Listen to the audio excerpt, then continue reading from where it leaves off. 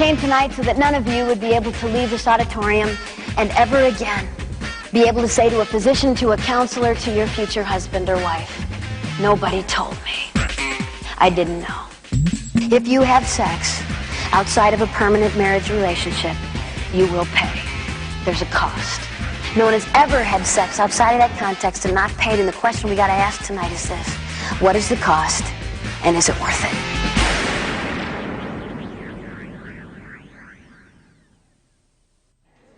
I travel all over the United States and internationally, speaking to about 250,000 teenagers a year, every year, and have learned a tremendous amount from the students that I've spoken to.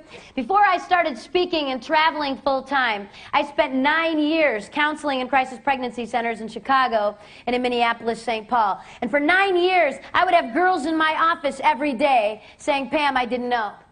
And if somebody would have told me that this was going to be the result of the choice I was making, I'd have made a different choice. No one told me. I began to ask these girls in my office, what could we have said? What could someone have said to you before you made your choice that might have helped you to have made a better choice? And after 9 years, I realized that there were a lot of students out there making decisions about sex, having absolutely no idea what the consequence of that choice would be. It's what we're going to talk about today. I want you to understand that I didn't come today to decide for you what you're going to do about sex. That is not why I'm here. I can't make this choice for you, don't intend to. Can't go on your dates with you, I don't have time. Okay? I mean, I can't choose for you. No matter how much we would wish that we could put you in a box, lock it, feed you through a window till you're 24, we can't. All we can do is love you, tell you the truth, hope you make good choices. My goal today isn't to decide for you what you're going to do. You can do whatever you want. My goal is that none of you would be able to leave here and ever again have to say to a physician, to a counselor, to your future husband or wife, nobody told me. I didn't know. Today you're going to be told. What you choose to do when you walk out of here is up to you. I get to start today the way I can't typically start in public school settings, and that's why it's so wonderful to be in parochial schools and be able to start this way. Students, God created sex. It's awesome. It's not a terrible thing we can't talk about at Catholic school. God created sex. That's right. Now listen. Listen up. God wants you to have great sex. He does. This is not about wrecking your fun. Now listen, you guys laugh at that, and I am going to prove it to you by the end of this hour, so you have to pay very close attention, because I'm going to have to talk to you about this again. God created sex. It was His idea, not yours. But God created sex with boundaries. And when sex happens within boundaries, it's awesome. When it happens outside of boundaries, it's horribly, horribly destructive. Help me out. What is the boundary or the context for which God created sex? There's the right answer. Most of you don't believe that. You know how many church kids I've had in my office for years look at me and say, but we loved each other. So, God did not create sex for love. That is not the boundary. God created sex for one context and one only. It's permanent, lifetime commitment, marriage, not love. Students, I'm going to say out loud something that if someone would have come to my parochial school when I was in high school and said out loud to me, I would have thought one of two things about that person. Either they're crazy or they're old. I am both. Here comes the words. I'm going to say out loud what David says in the Psalms, and I believe this with all of my heart. I love the law of God. I delight in the law of God. The law of God is like honey on my lips. I love God's law. I'll tell you why I love God's law. 2 reasons. Number one is it protects. No one gets hurt. There is no disease. There is no pain. If everyone abided by the law of God, we wouldn't have trouble. Think with me about a world where I could be in a relationship with you and trust everything that came out of your mouth because no one ever lied. Think with me about a world where women weren't raped, children weren't sexually abused, couples didn't split up because they didn't love each other anymore and leave children abandoned. Think with me about a world where teenagers didn't bring guns onto their high school campuses and shoot their fellow students. We say, Pam, that world doesn't exist. That's not the real world.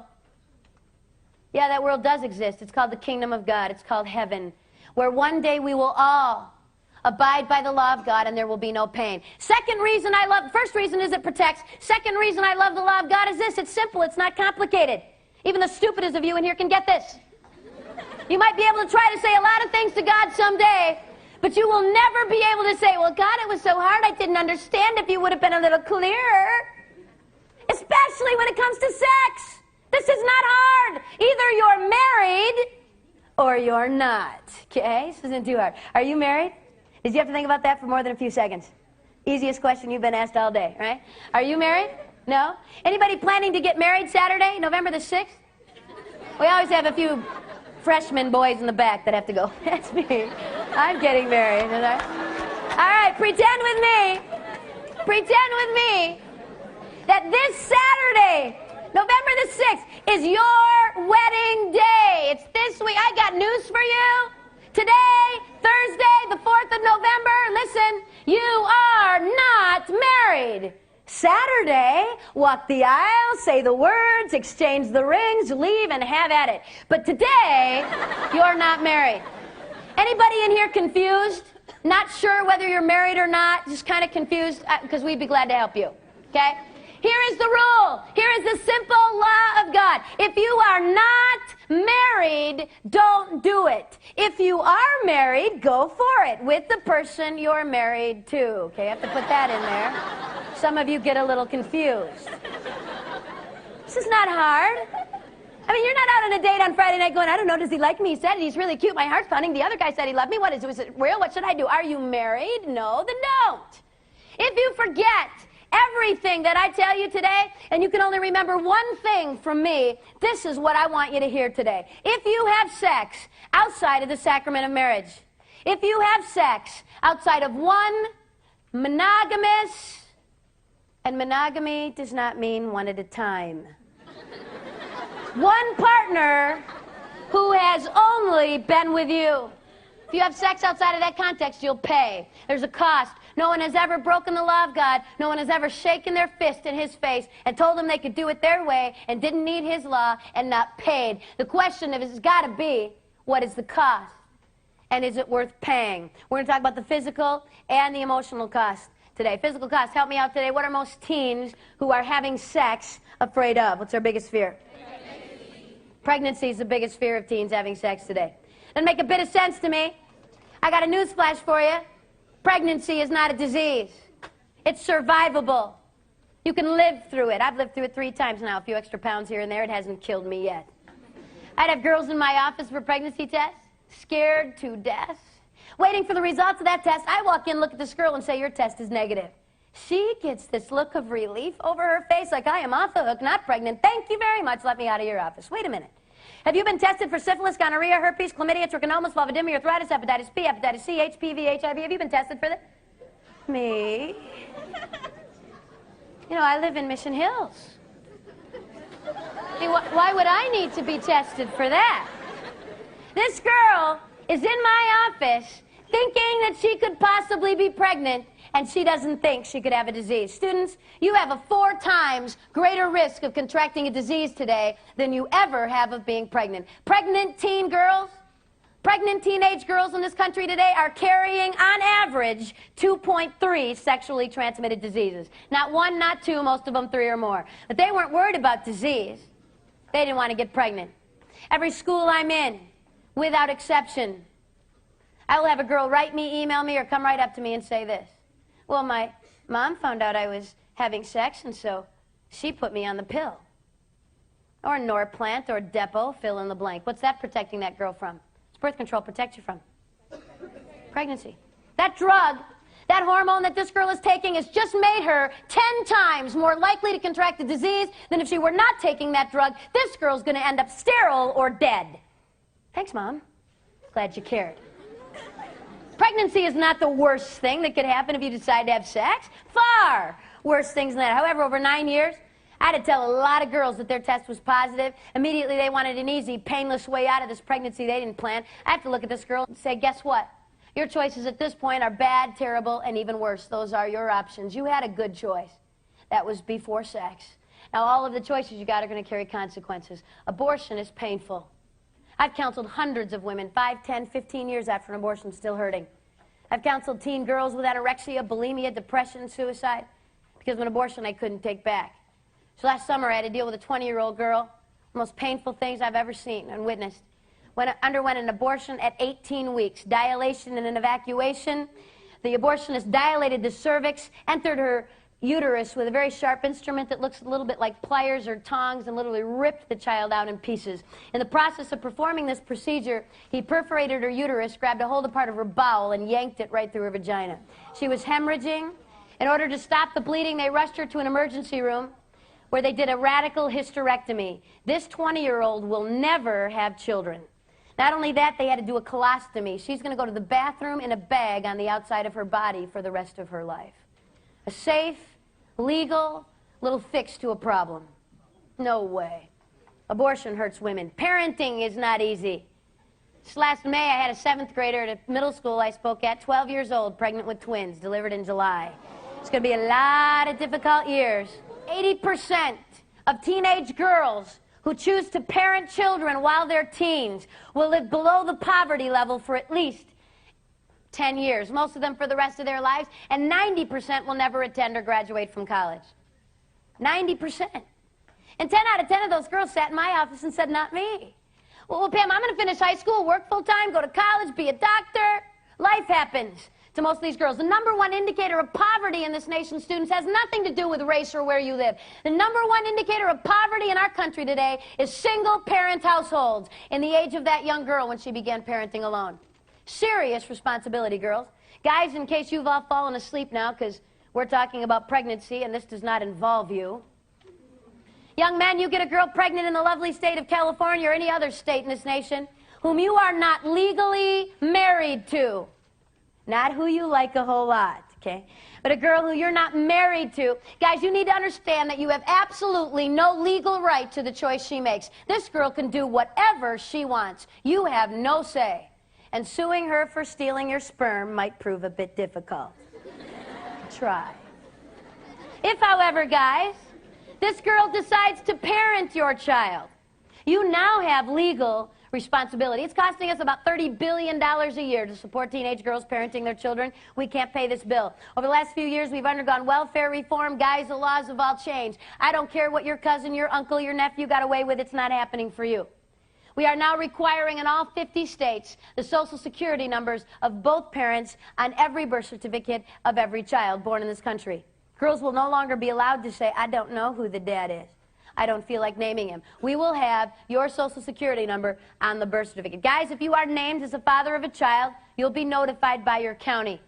County's going to send you a little note saying you've been named as the father of this child, born to this girl, on this date. You will have between 60 and 120 days to show up at your county and say it's not me. You see, pulled my name out of a hat. I do not know that girl. That is not my kid. They'll do a blood test. If the blood test, in fact, proves that you are not the biological father, they're going to go back to mom and say, sorry, try again. So we have somebody's Social Security number on that birth certificate. Why did we change the law, guys? Why do we want that number? So we can let you know when your kid starts kindergarten? Send you a nice little note? Money is what we're after, guys. It's going to cost you over the next 18 years between $60,000 and $80,000, and your pay will be garnished. If you are not working, you will incur debt. And when and if you ever do get a job, it's coming out of your paycheck. This is a serious responsibility, young men. Better think about that before you have sex. After, if you're not married, it's too late. Key word there is marriage. If you're married, you've got all the choices in the world. If you're not, you don't. Third option a young girl has if she finds herself pregnant, which I happen to think is one of the more positive options available to girls today, but not without pain. It's going to carry consequences. It's adoption. The ability of a young girl to take the child she's carried with her for 9 months and loves with everything she is, to say, I want what's best for my child, and I'm not it. And I am willing to go through this pain to give my child a family. It takes a lot of courage, a lot of maturity, and a lot of love. 2 million requests for adoption will go unanswered every year in this nation. Girls, please hear this. This is primarily going to affect you. Infertility, the inability to have children of your own biologically, has risen over 500% in the last 8 years, in the 90s alone. In fact, we are now spending $4 billion a year on fertility treatment, and we have had more multiple births in the 90s because of fertility drugs than in the entire history of our nation up to this date. We've got so many more couples who can't have children and no infants available. Average adoption now takes between 8 and 10 years and costs between $10,000 and $20,000. It takes a lot of love for a girl to give her child a family and to give that couple the privilege of being parents. 34 years ago in Michigan, a young 15-year-old became pregnant. She had a lot of difficult choices to make, maybe more so than some young girls. She was raped. Abortion was legal in the 60s for rape. But this young girl chose to give her child life and then to place that child with an adoptive family. And that child was me. My biological father is a rapist. I don't even know my nationality. But I am still a human being. And I still have value. And my life isn't worth any less than any of yours just because of the way I was conceived. And I did not deserve the death penalty because of the crime of my father. And I've listened to the rhetoric all my life. And I've listened to people say, well, every child should be wanted and planned. Well, I wouldn't have an abortion. That's terrible. But if it were rape, well, then you're a mistake, Pam. I don't believe that. I believe that every child is wanted by someone. And I believe that God, in His mercy, had a plan for me. And I can't explain it to you. And you can't explain it to me. And I've asked all the hard questions. Don't think I haven't. Did God plan me? Did God plan rape? Because I don't know if I'd serve a God that did that. Did God look down that night in November of 1964 and say, oops, what am I going to do with that? I don't know. But let me tell you something I do know, students. I know that my God is so awesome and so amazing that He is capable of taking your worst pain, whether it was something that you chose or whether it was something that was done to you. And my God can make something very beautiful come from that. It's called amazing grace. The ability of God to take even the pain in our lives, the ashes of our lives, and make something good come from that. I don't know how and I don't know why. I just know He can. I've not met my birth mom. Someday I hope to. If I don't meet her here on earth, I'm going to meet her in heaven. I've been praying for her since I was 4 years old. And when we meet, I'm going to wrap my arms around her and I'm going to tell her I love her because she loved me. Loved me enough to give me my life. And then loved me enough to give me the next most special gift I was ever given. And that's my family. Since I wouldn't want any of you sitting in this room to ever have to make a choice like this. I've spent 9 years of my life walking girls through these choices. There is no easy way out. The best choice is before you have sex. After that, it's going to get really tough. But please hear me today. If you, someone you care about, were to find yourselves pregnant you didn't intend to be, please get some help. Please don't walk through this alone. Crisis Pregnancy Center should be close to you. Where you can find it, the best way to do that is to look under your yellow pages, under abortion alternatives or pregnancy counseling. Look under the listings, find out who is doing the counseling, give them a call, and get some help. Don't walk through this alone. Pregnancy is survivable, though. We can live through that. I could walk you through that. That is not the worst thing that could happen if you decide to have sex today. Far worse things than that. Today, November 4th, today, in the next 24 hours, 12,000 teens will contract a sexually transmitted disease. Today. 12,000 more tomorrow. 12,000 teens who got up this morning and said, like some of you sitting in this room, that's not going to happen to me. Damn, that happens in Los Angeles and San Diego and San Francisco and Sacramento and scary schools like St. Paul. But we're okay here at Alameda because it doesn't happen here. You're wrong. Since in the 1950s, we had 5 sexually transmitted diseases we knew about were treated. 5. You could count them on one hand. Go find a grandparent. Go find someone who grew up in the 40s and 50s. Ask them. Were there STDs when you were a kid? I mean, did people have them? Talk about it at school? Have classes? Have wellness day? Oh, yeah, sure. There were sexually transmitted diseases. Got a shot of penicillin, moved on. It's a new world. Today we've got over 30 sexually transmitted diseases. 30% of them absolutely incurable. That means you get one of these diseases and you've got it for life. Which is a lovely thing, guys, when you're getting ready to get married. Found this girl you love. I mean, this is it. She's the one you want to spend your life with. All those other girls, that was just messing around. This is the real thing. Pull out that diamond, look her in the eyes. If you're really cool, young men, you'll get on your knees. And you say, marry me. By the way, I've got genital warts. You'll get it too. And we'll both be treated for the rest of our lives. In fact, you'll probably end up with a radical hysterectomy, cervical cancer, and possibly death. But marry me. Well, I'm excited now. Thank you for sharing. Isn't that what you want to tell your spouse?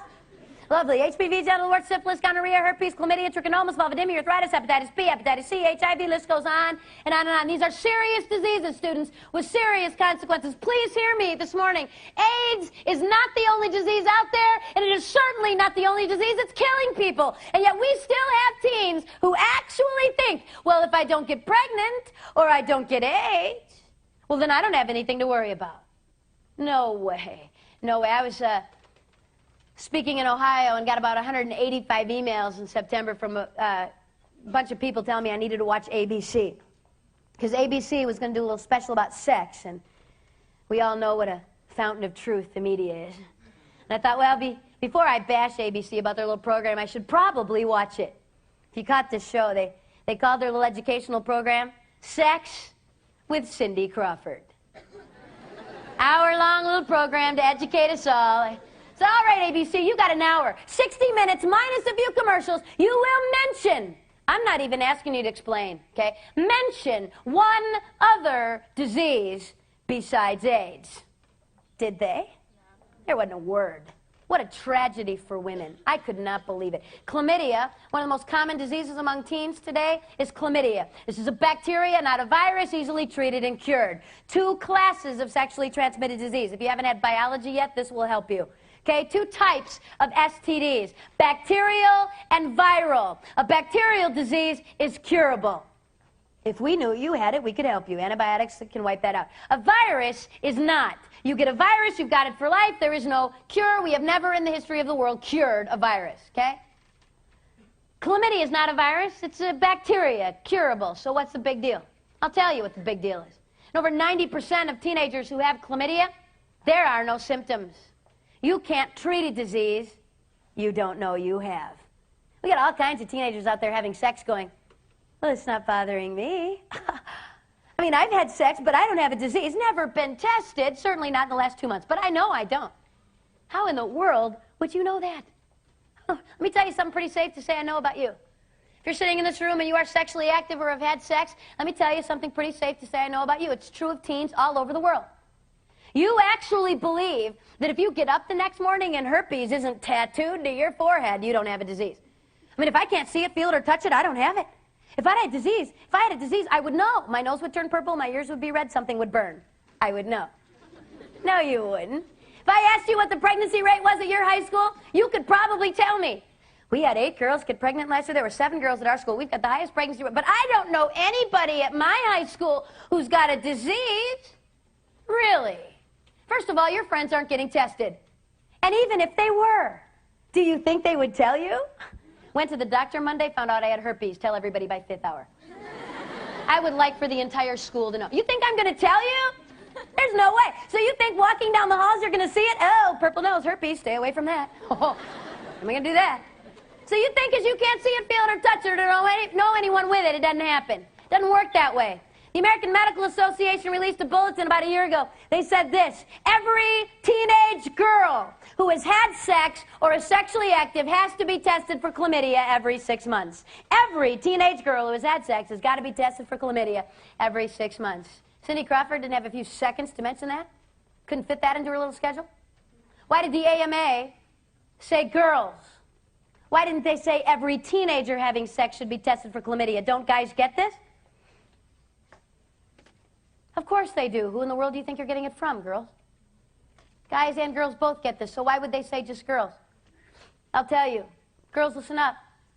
Girls, you contract chlamydia 1 time in your lifetime, cured or not, and there's a 25% chance you will be sterile for the rest of your life. Contract this disease twice, girls, it jumps to 50%. Contract it 3 times, and there's a really good chance you will never have children. We've got women in their 20s, early 30s saying, I'd like to start my family now. I'm married, like to have a child. They try. Can't get pregnant. They go running to an infertility specialist. He checks and says, my goodness, you've got all this scar tissue in your fallopian tubes, your ovaries, your uterus. You have pelvic inflammatory disease, PID. You had chlamydia or gonorrhea. What? What in the world did I have? How could I have had that disease? I didn't even know. It's too late, girls. Girls, I'm begging you to hear this morning. please hear me. That guy can break up with you, leave you, meet another girl, marry her, and have a family. This is not going to hurt him. You're scarred for life. You have more to lose, girls. Please don't miss this. I am so sorry. Life is not fair. There is no even score here. Girls, you are going to pay a higher price physically every single time. In case you missed this in 6th grade human reproduction and anatomy, we're different. Boys' and girls' bodies are not the same. Some of you are looking confused. That's scaring me. Thought that was safe by now. Girls, you all have an open sexual system. The guys sitting in this room all have closed sexual systems. Girls, you are easier to infect and easier to damage on a permanent basis. It's the way you're made. Girls, you have to release an egg from an ovary. It has to make its way through a fallopian tube that cannot be scarred in any way. If that takes place and conception takes place, this conceived egg now has to attach itself to your uterine wall. There can be no infection or scarring of your uterus. If it's able to receive the nutrients it needs, baby grows for 9 months, you deliver. He produces sperm. Big deal. Not that hard. Girls, your system is just a little more complicated. It's the way you're made. Now the guys are ticked. I can see you. Well, that's tough. Well, if you think that's so easy, you just try that then. See, they let a woman speaker come in and talk about sex, and she's just dissing men. What's wrong with you? Some kind of feminazi or something? Don't you like men? I like men. I married one. I have 2 boys. And I'm going to say something really nice about a lot of the young men sitting in this room, so I don't want any guys with selective hearing. Okay, you got to pay attention to the whole thing, not just a little part. Girls, I've traveled this country. I've been in towns, cities, and schools all over this nation and around the world. And girls, in every school I've been in, and Alamania is no different, sitting in this room are young men of integrity, guys with character. Girls, guys who do care about you. Girls, the kind of guy, if you were to date him, would look at you and say, I do love you, and you matter. And you know what? I might be able to walk away from sex with you without permanent damage, but you might not. And I love you so much. You matter so much that I would never ask you to put your life on the line to meet my momentary need. I would never pressure, demand sex, dump you if you wouldn't sleep with me. I care too much for you for that. There are guys with that kind of integrity, girls. I married one. Unfortunately, as a small word of warning, there are some guys who don't care. As long as they don't get hurt in the long run, they're going to say all the words. I love you. Well, everybody else is doing it. I can't live with it. If you won't, she will. I'll die. You're not going to die. Nothing will fall off. You will live. Real love respects. Love doesn't pressure, damage, hurt, take, and walk. It's not love. That's selfishness. Kids ask me everywhere I go, well, Pam, how do I know if it's love? How do I know if this person loves me? They said, and my heart's pounding. They're really, how would I know if it's really love? There's only one way you will ever know if it's love. Put a boundary down. Say this far and no further, and watch for respect. Don't give love without respect. Not possible. Problem is, where do y'all get your idea about what love is? From television, movies, 90210, Dawson's Creek, Felicity, the Titanic. My daughter begged me to take her to that flick. I made the mistake and did. Had to debrief her for 2 hours. One of the most abusive relationships I've seen on a screen. A young girl about ready to jump off the back of a boat. Now, I'm not the best psychologist ever walked the face of the earth, but my guess is she was a little vulnerable. You think? Hurting a little, self-esteem probably not where it needed to be. Very nice-looking young man, very cute. Walked into her life, said all the right words, and within 48 hours was sleeping with her, and we called it love. All I can say is it's a good thing that boy died. Because if he hadn't, we would have found out what that was all about when we hit shore. Thank you. It was fun. See ya. Students, hear what God says love is. Love is patient. It's kind. It's not rude. It's not selfish.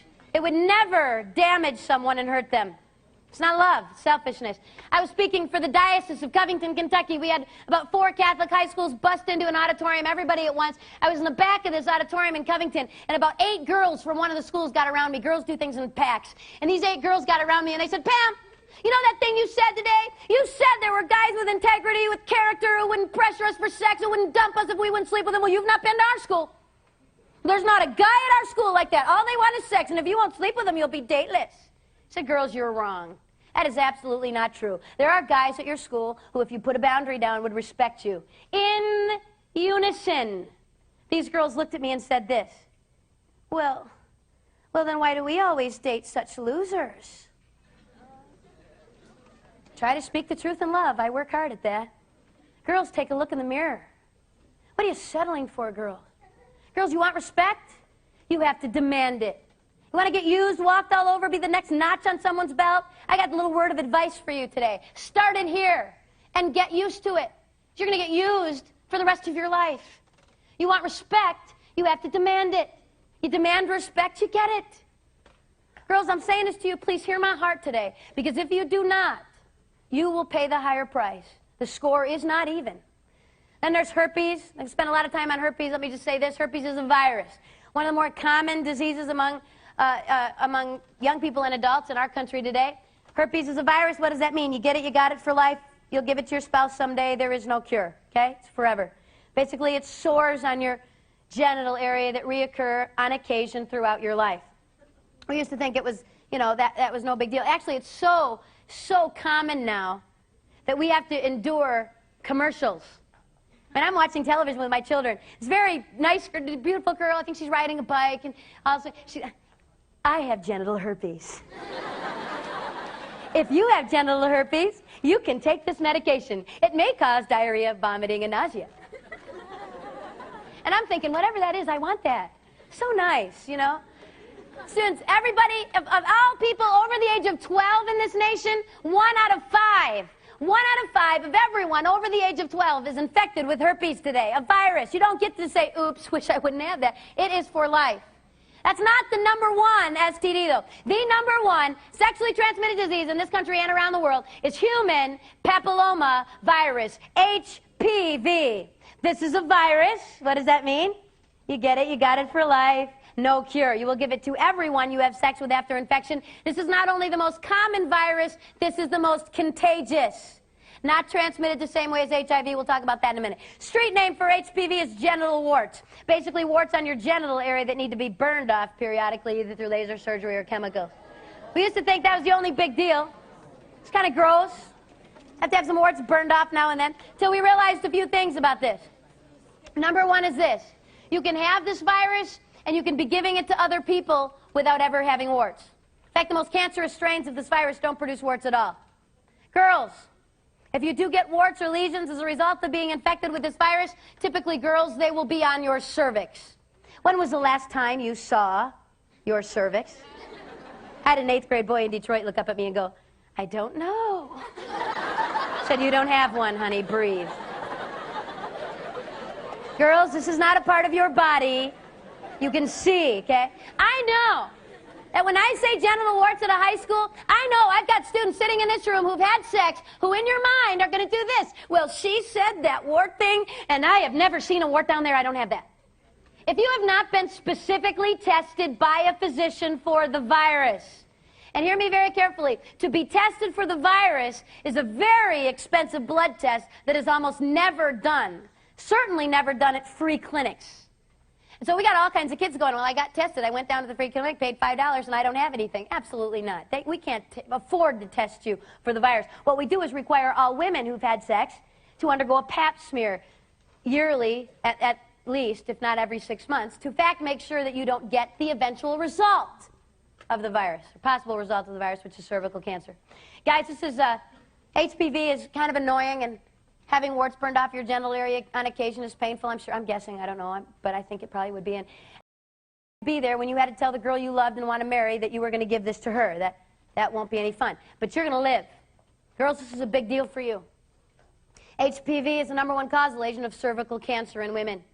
We've got young girls as young as 18, 19, and 20 undergoing radical hysterectomies because of cervical cancer. Dealt with a senior last year.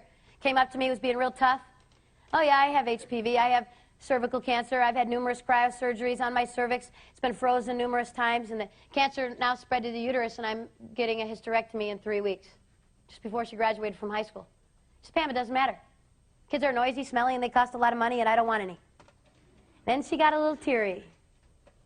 She said, I'm just trying to deal with the fact that I'm going to have to tell the man that I love and want to marry that if he marries me, neither will he. Is it worth it, girls?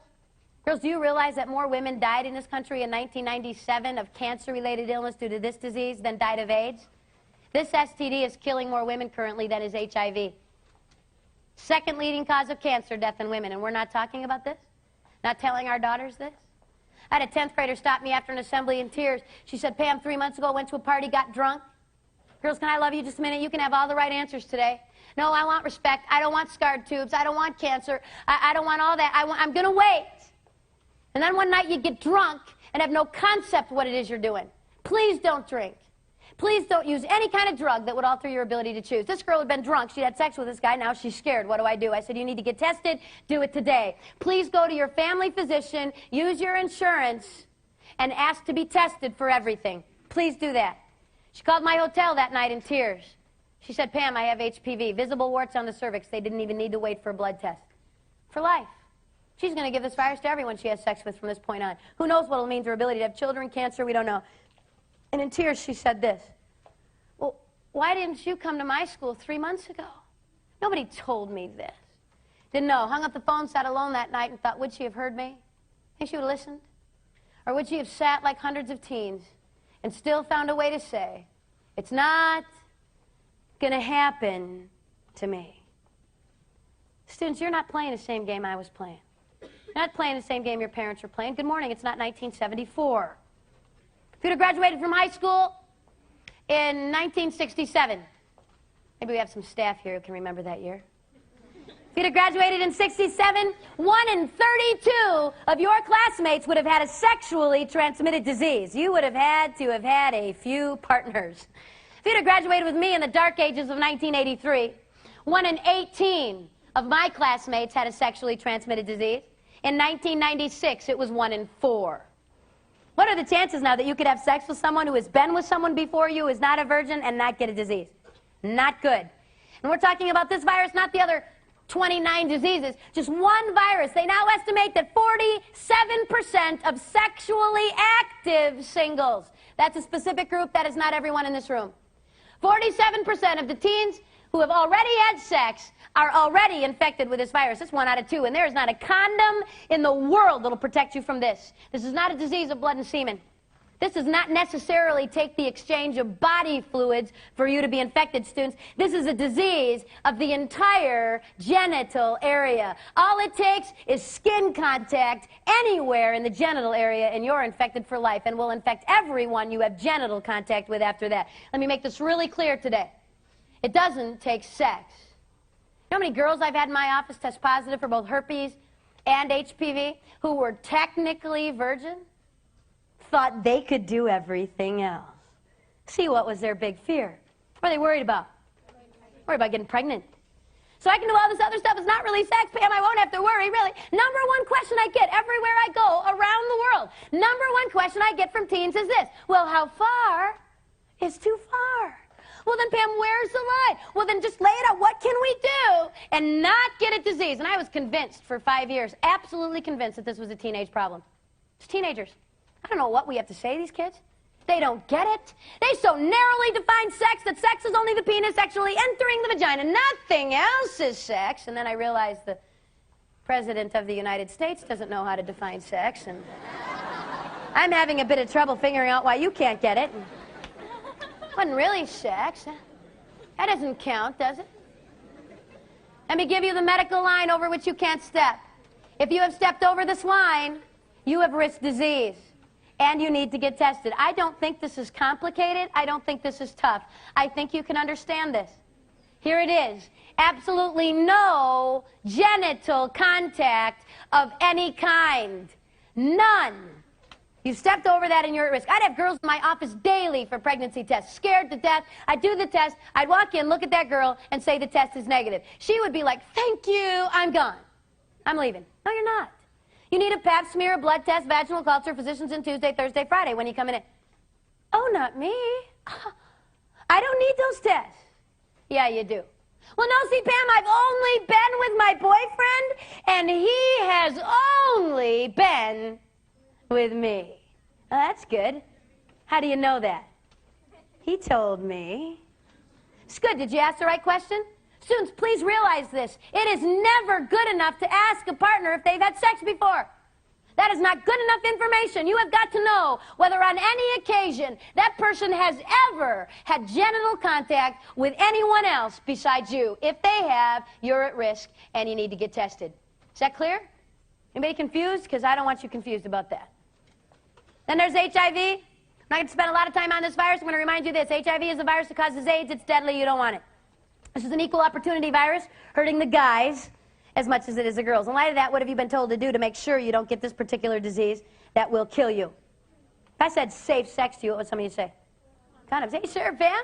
I don't have to worry about disease. I can sleep with 18 people. I got a piece of latex. Safe. Unbelievable. Students, the only safe sex is a safe partner. Someone who has never had sex. Or if they have, hear me very carefully, it has been at least 3 years from the last time they had sex of complete abstinence. Please have them tested with their blood, viral testing, to make sure, in fact, that they are not carrying a disease. That is the only way you will ever know that you won't get a disease. And saying no to sex won't hurt you. Once you've said yes, you've lost all guarantees. I was speaking in a state in the Midwest, got a call middle of the week from a superintendent in Western New York. He said, Pam, we've got a tragedy. We need you to get to our school this month. I said, I'm booked through the end of this year and next. I will put you on a waiting list. I get cancellations. You're at the top of my list. Hung up, thought I'd taken care of that. 2 hours later, the middle school principal called. He said, Pam, I know you've already told my superintendent that you won't come to our school, but our school's a morgue. I can't be on a waiting list. I can't wait till next spring. Please rearrange your schedule. 3 weeks later, I flew to Jamestown, New York. 3 weeks before I got there, 9 7th and 8th grade girls tested positive for HIV. They were all infected by the same young man, a 19-year-old by the name of Nushan Williams. When they found out 9 of their 7th and 8th graders were positive, they tested 70 students in that district who had either had sex with that guy or with one of those 9 girls. By the time I got there, they tested 500 teens in the county. It will be years before we know who's dying and who's not. I got done speaking at the middle school, and all the other 7th and 8th graders went back to class, and one little 8th grade girl, blonde, blue-eyed little girl, I will never forget her, waited till everybody else had left so she could talk to me alone. Just turning 14, just found out she was HIV positive. This 8th grader looked at me that morning, and she said, Pam, how could he do that to me? He loved me. He loved her, you think? That's love now? Sex is love, and love is sex. If you love me, you will prove it. That's love now? Please tell me we haven't fallen that far. Sex isn't love, and love isn't sex. Let me tell you something about this little 8th grader, though, because she's not that different from some of you. She so desperately wanted somebody to love her. Anybody. Someone to say, you're pretty, you matter, I like you. She was willing to put her life on the line to get love. And she actually believed that if she gave sex to this guy, she'd get loved. What she got was used. It's not the same thing. What if we didn't have AIDS? What if we didn't have genital warts and herpes and chlamydia and syphilis and gonorrhea? What if I could give you a super condom? I mean, I can't. But what if we could? Use it, sleep with 20 people, it won't matter. Are there other reasons besides disease that we might want to wait? I think so. See, I'm stupid enough to think that sex is more than a biological act to meet a biological need. More than a hormone you can't control, an itch you've got to scratch. It involves more than just your physical body. It involves everything you are. God called it a one-flesh experience, the taking of 2 unique individuals and bonding them for life. 1 Corinthians 6:18, these are God's words and not mine. Please hear them. Flee sexual immorality. Run in the other direction. All other sins you could commit. That is astounding, students. Murder, lying, cheating, stealing, any other sin you could commit is outside your body, but he or she who sins sexually sins against your own body. Basically damages everything you are. That's why this is so devastating. I was on a plane heading to Cincinnati. This is typical airplane conversation. This nicely dressed businessman looks over at me, sits down, and goes, oh, going to Cincinnati, what do you do? I'm a speaker. Cool, who do you speak to? Junior high, high school, college kids? Oh, cool, what do you speak about? Sex. He'll either go back to his reading material real fast or decide to talk to you. This guy thought that was interesting, so he said, what do you tell teens about sex today? So you tell them to wait. Not to have sex until they're married. One partner for life. By now, the entire plane is listening, and this guy looks over at me and he goes, what? Are you crazy? They're all doing it. They're out of control. They're animals. I mean, what is the success rate of telling teens not to have sex? Before I tell you what I said to this lovely gentleman on an airplane, can I apologize to you? Please allow me to sincerely apologize to you for any adult who would walk into your life and tell you you can't control this. That it's hormones. You're no better than the family pet. That you're going to turn 14 or 15 and the hormones are going to kick in and you're going to be walking school halls going, it's not going to matter. It's hormones. They can't possibly control it. You're better than that. You can say yes and you can say no. It's a choice. You choose. This astounds me. Girls especially are bad at this. They'll come up to me and they'll go, well, Pam, I was going to wait and I really didn't mean to have sex with those 8 guys, but it just happened. My favorite one is this one. It was an accident. What, were you walking to get your mail naked and some guy was jogging by, he was naked? That would be an accident. This is not an accident. This did not just happen. You chose. You can say yes and you can say no, okay? First thing I said to this guy, back to the plane, first thing I said to this guy was this, buddy, everybody's not doing it. That's a lie. Thousands of students all over the nation are choosing to say no to sex until marriage. I stood in the Dome in Atlanta with 40,000 students and over 1 million commitment cards signed by teens across this nation saying, believing that true love waits. I make a commitment to God, myself, my family, those I date, my future spouse, and my future children to remain sexually pure from this day on until I enter a sacramental marriage relationship. We stacked those cards from the floor of the Dome through the roof. Twice. There are thousands of teens who aren't having sex. How unfair that we would say everybody's doing it. Not true. Second thing I said to this businessman on the plane was this. Buddy, I don't care how old you are or how old I am. Your yes to sex and mine doesn't mean a darn thing if we don't know how to say no. Anybody can say yes. It takes no talent or ability. It takes character, integrity, and self-respect to say no. Students, I sat where you're sitting. I went to parochial school. I had parents who loved me a lot, parents who told me what God said about sex. They said, Pam, God says don't have sex, don't do it. School said that too. This was the extent of my sex education. God said don't do it, end of discussion. And actually, that should be enough. Should be enough. You know, in all my discussions and all my thoughts about sex outside of marriage before I got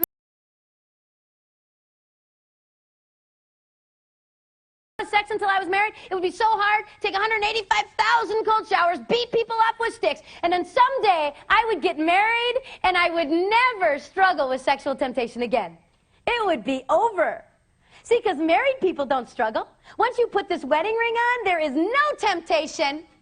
Marriage is happily ever after, excitement, heart-pounding romance all the time. There's never a moment that I look over at my husband and go, I married that? And I am just so beautiful and gorgeous. There will never be a woman more attractive than me. Not for 50 years, ever. Really? You think so? Come on. Marriage is work. Marriage is tough.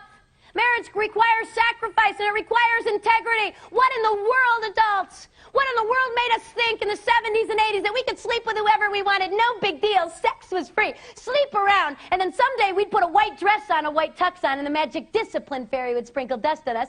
And now we would be able to control what we never controlled back there. Did it work? No. And many of you sitting in this room have experienced the pain of infidelity and adultery. You've watched families be ripped apart because someone didn't have control. I was speaking at a parochial school, and a senior waited till no one saw him speaking to the sex speaker after school when he was pretty sure it was safe. He said, Pam, I want to talk to you. You scared me to death today. So what's the deal?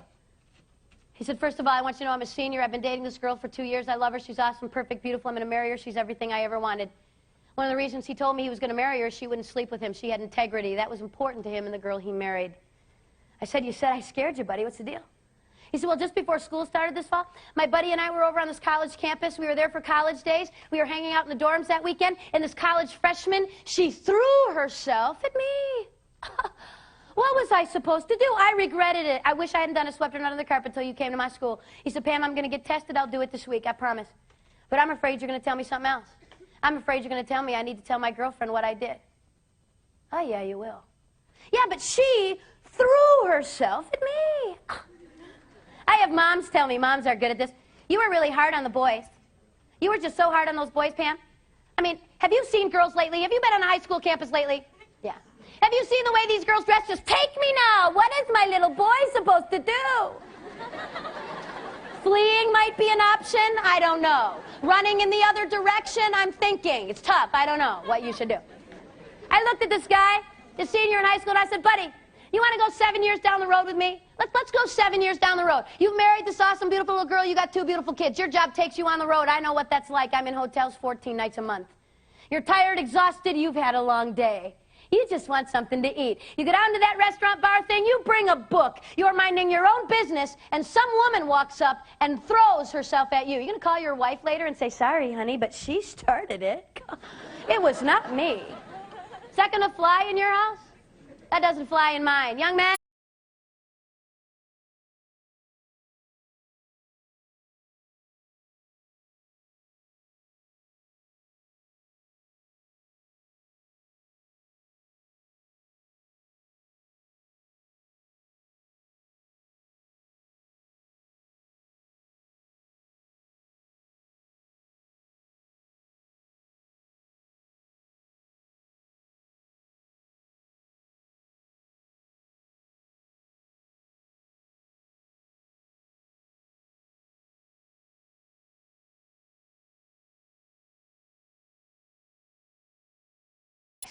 And you've been tempted to tune me out.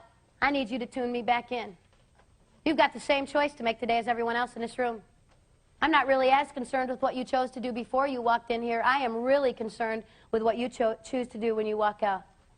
And the first thing I want to say to you is that there is a God who loves you, who wants the best for you, who has given us rules and standards in order to give us that best because he didn't want the pain.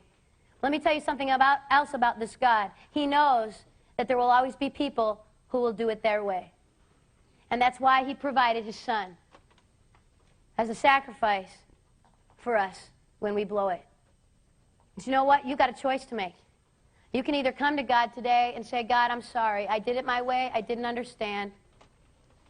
I want you to forgive me, and I want to start over. See, repentance, my friend, is not, the sacrament of reconciliation is not, I'm sorry I got caught. It is not, I feel bad because I hurt someone or I hurt myself. The sacrament of reconciliation is calling sin, sin. Saying, God, I agree with you about my behavior. And then turning 180 degrees and going in the other direction. Not, I'm sorry today, and I'm going to do it again on Monday. But I'm sorry, I am deeply hurt by what I've chosen to do. And God, I make you a promise that I'm going to turn 180 degrees. Well, how do you do that, Pam? How can you do that? It's so hard. It's such a struggle. How do you say no? The only way that I know that you can withstand this temptation. And Paul the Apostle in the Corinthians said this, there is no temptation taken you, but such as is common to man. We all struggle. We all struggle daily to do what's right. The only way that I know to turn 180 degrees and to begin to honor God with your choices is to be connected with the life of Christ. Is to be connected consistently, always connecting, abiding in the life of Christ. That is what sacraments are for, to continually abide in the life of Christ, to gather from that the strength we need to live righteously. One of the options is you ask for forgiveness, you walk out of here and you start over. The other option is you harden your fists in the face of God and tell him one more time you don't need his rules and you can do it your way. And you walk out of here the same as you were when you walked in. And let me give you a little promise. I know what is at the end of that road. It's death. Death is at the end of that road. The Bible says the wages of sin is death. But the gift of God is eternal life. The choice is to walk in the life of Christ or to choose death.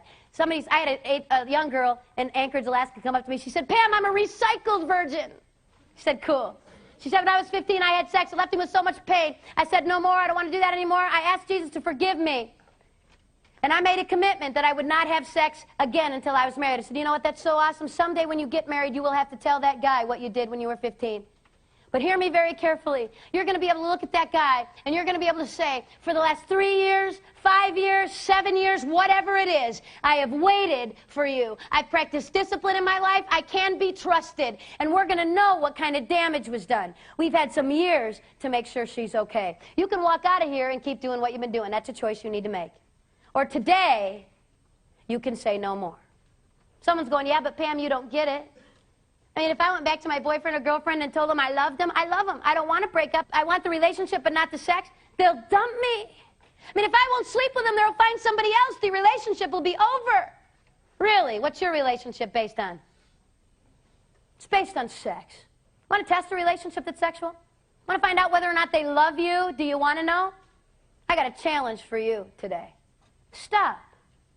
See what's left. If they love you, they will still be around. If not, you've just learned, my friend, what you need to learn about that relationship. If you're sitting in this room and you have never had sex, you still have your virginity. And if my stats are right, that's at least half of you. If you're sitting in this room and you still have your virginity, I want to say this to you this morning. And I want to say this because I know you don't hear it very often. Please hear it from me today. Good for you. Good for you. You have something so special and so valuable. It is worth whatever it takes to get to your marriage with no past, no fear. It's not going to be easy. You're going to get laughed at. Kids are going to say to you, you're not having sex. Everybody else is doing it. I told you that God wanted to give you the best and God wanted you to have great sex and you laughed at me. This nation spent $5 million in 1996 and 97 to find out who's having the best sex in this country. University of Boston, Chicago, UCLA. Guess what every study, $5 million produced? This was so unbelievable. Rolling Stone magazine's freaking out. They can't believe it. Matt Lauer's chin is dropping. This can't possibly be true. Guess who's having the best sex in this nation? Christian, married, monogamous women. Yes. You know what they're calling it? They're calling their studies Revenge of the Church Ladies. It's hilarious. Students, can I tell you something? God loves you. God wants the best. And this morning I have set before you life and death. I cannot choose for you. No one in this room can choose for anyone else. What I'm asking you to do is to think. You deserve the best. Never settle for less than that. You deserve respect. My heart cry to you is that you would choose life. Choose life, that you and your children and generations to come might live. You guys have been awesome. Thank you for your attention. God bless.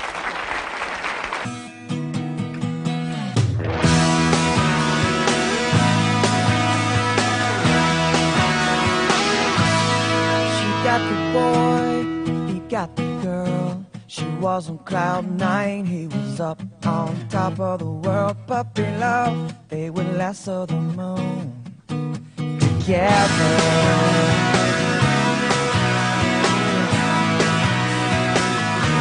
He found another girl when she had their boy. Anything for love, he said. She was the only one. Nothing old and nothing new. She's all alone with baby blue. Now listen what she had to say. Not what I thought it would be. It's not supposed to happen to me. And I wish I could go back in time. I'm just 16, not how I thought it would be. Here on cloud 9. Here on cloud 9. There is a boy, there is a girl.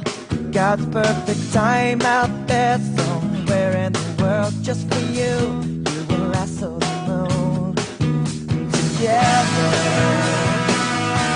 So will you trust the one who made the world? He invented love and made the one you're dreaming of. But for now and until then, trust and wait.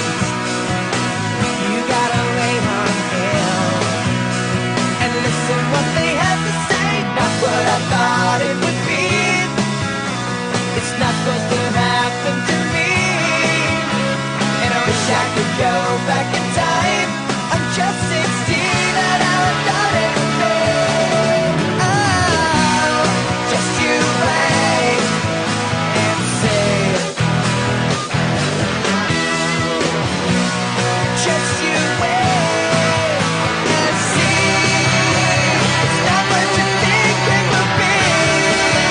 You don't have to be the one to say not what I thought it would be.